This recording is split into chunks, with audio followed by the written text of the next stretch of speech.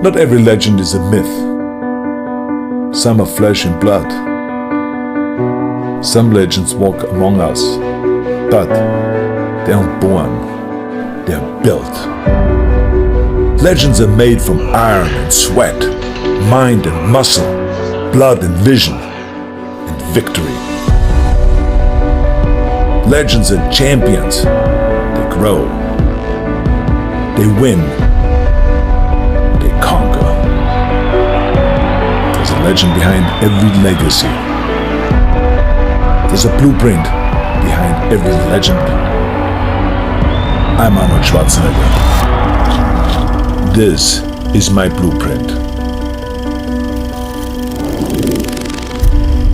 Arnold Schwarzenegger, 28 years old, 6'2", 240 pounds. Mr. Olympia for the past 5 years.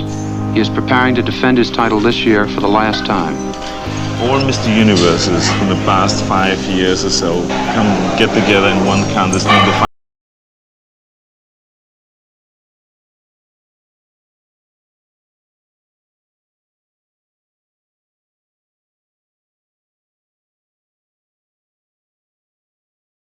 to go and become a champion from one day to the next. But the question is, how can I speed up the process?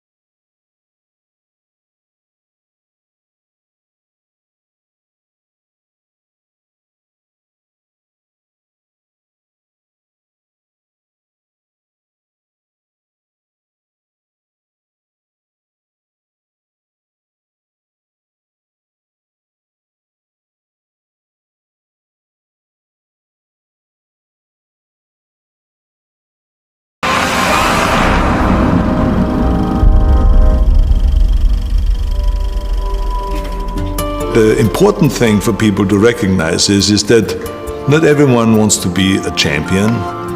Not everyone has the desire to stand on stage, to stay up there on stage and win Mr. Universe or Mr. America, the world's best built man and Mr. Olympia and all of those kind of titles. No, but they can apply the same principles.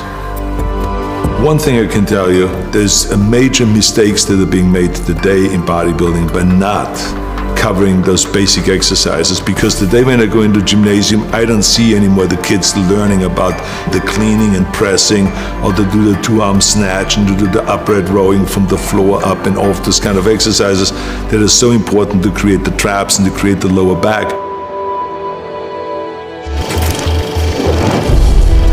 I think that the 3 exercises for chest that I have always done, the first year when I started training and the last year when I was training, is bench press, incline press in different levels.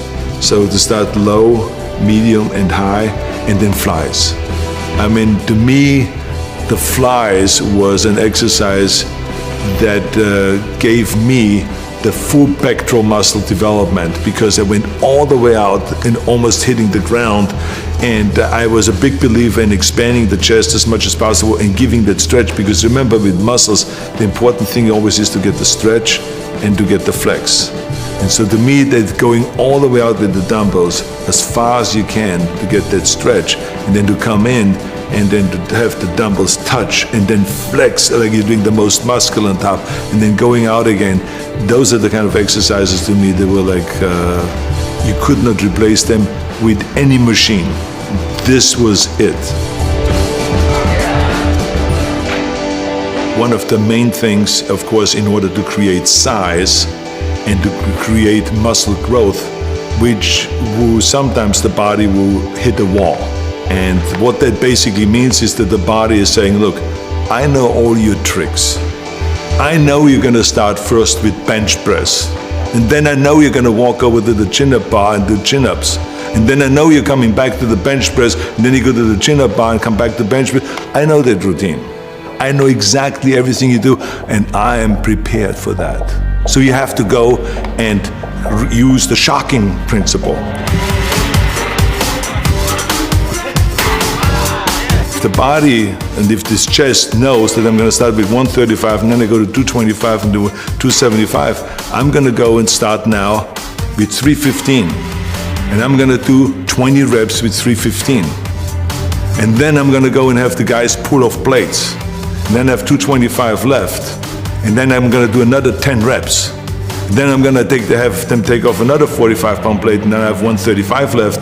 And then I'm going to go to do another 10 reps. Or maybe if I can, do 15 or 20 reps. And let's see if the pectoral muscle is used to that.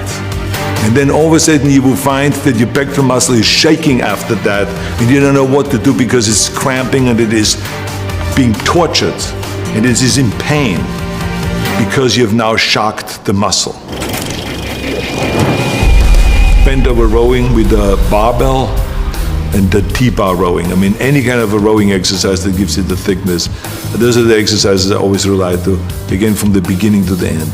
There's a lot of bodybuilders that have a kind of a deficiency when it comes to the lower back and to the striation of the lower back, which you only get from stiff-legged deadlifts and from regular deadlift and from bent over rowing and all the stuff without supporting your chest. You got to let your body free and let the lower back hold you up while you're doing the bent over rowing. And we did like off the bench, balancing on the bench up to 315 pounds bent over rowing, because that's what gave you then that strength in the back and gave you the thickness of the back. Because remember, when you train the back, you need the width and you need the thickness. But you need the thickness on the lower part of the back, you need the thickness on the top of the back and the outer back and then the center back. So you got to train and find exercises for all of those different things. Curls, barbell curls. I was up doing reps with 275 in the barbell curl. Many times we would start out with a heavy weight, and do just one rep. Then have them pull off plates on the curl, but just enough that they can now do 2 reps. Then pull off plates and do 3 reps. Then pull off more plates and do 4 reps after that. And so this is how I would go up until, without ever putting the bar down, to really let the bicep know, you don't know what's coming. You're not going to get used to my training method. I'm going to have all kinds of tricks up my sleeve. But I mean, it was absolutely essential to do the barbell curl to create the thickness of the bicep, to do the dumbbell curl on an inclined bench, and to do the concentration curl. Because the concentration curl isolated the biceps with heavy weights, not with light weight, but with heavy weight, but to isolate it and to really concentrate and to create that peak on the outside of the bicep that you need when you do your back shots.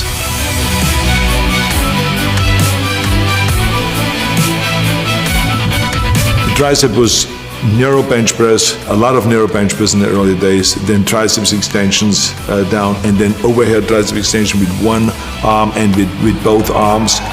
And then also tricep extension onto a bar, where you let the body, the head go onto a bar and press out in order to use your own body weight. Shoulders, dumbbell presses, barbell presses in the front and in the back.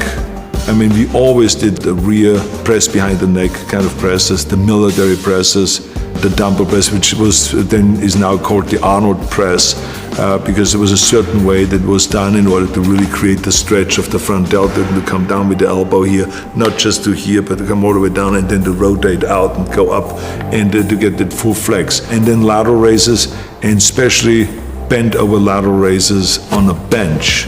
That is a 45-degree bench. This is a specialty that I've learned at Vince Gironda's gym. And he had this cutout on the face where you could still breathe, where you don't have to look sideways, but you can breathe. But it is 45 degrees, and to turn your wrist outward like this. And it is a fantastic rear deltoid exercise. We many times went into the gym just as one day a week, where we went to 110-pound dumbbells and we did dumbbell presses. We did 6 reps.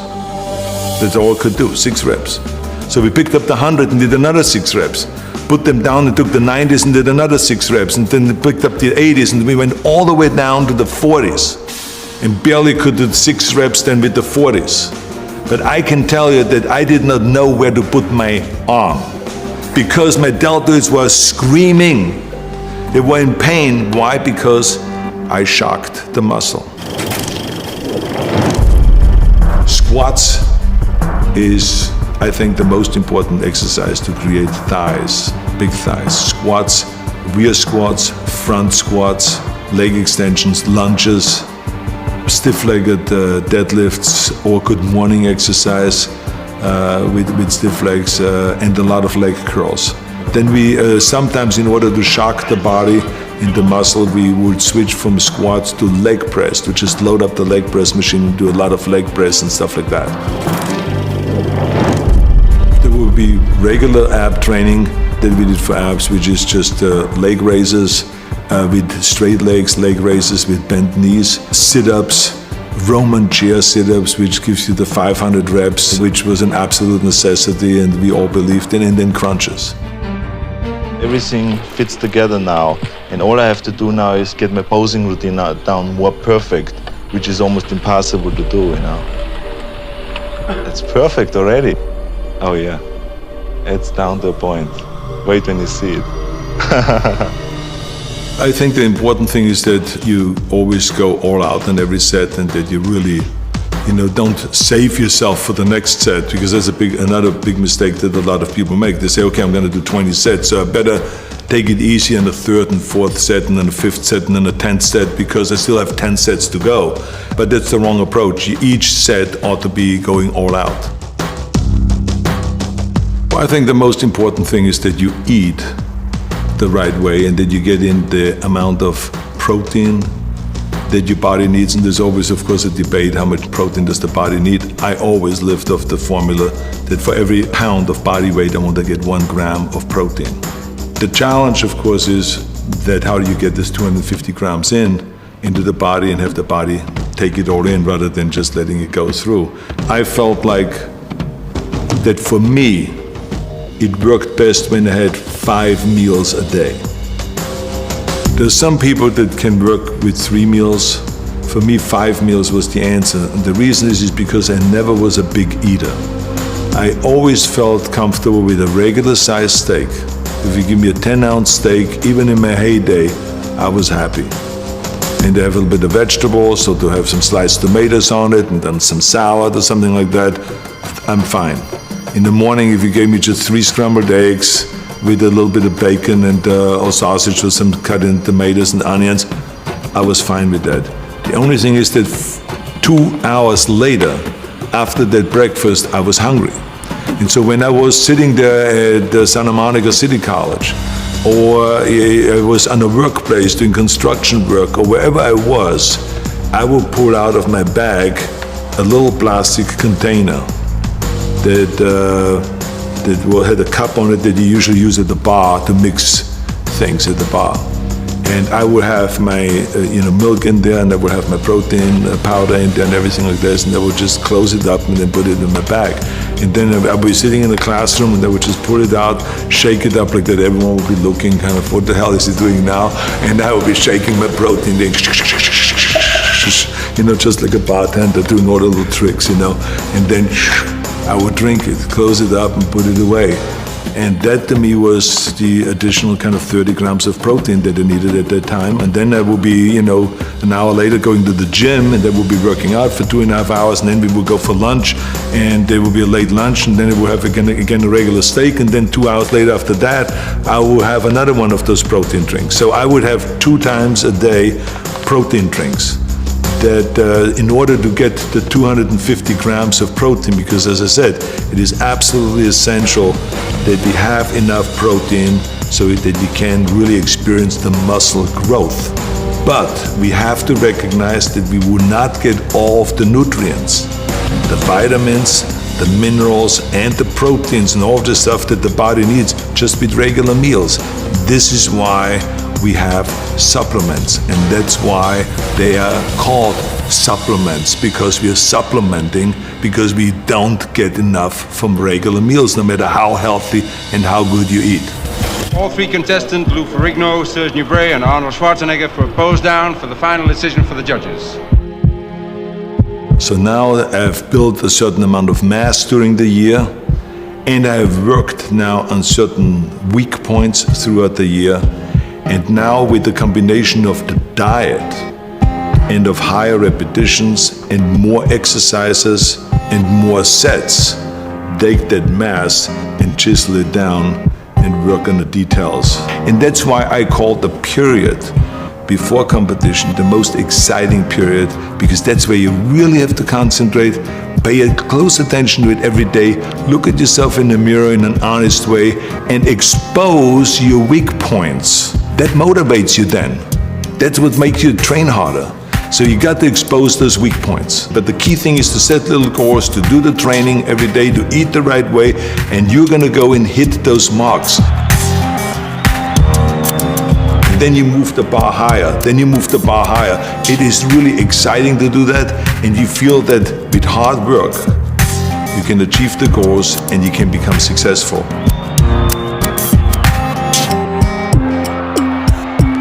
The training principles and the nutrition principles and the kind of protein that you need and vitamins you need and minerals you need and all of this kind of supplements, it all still stays exactly the same. That is the important thing.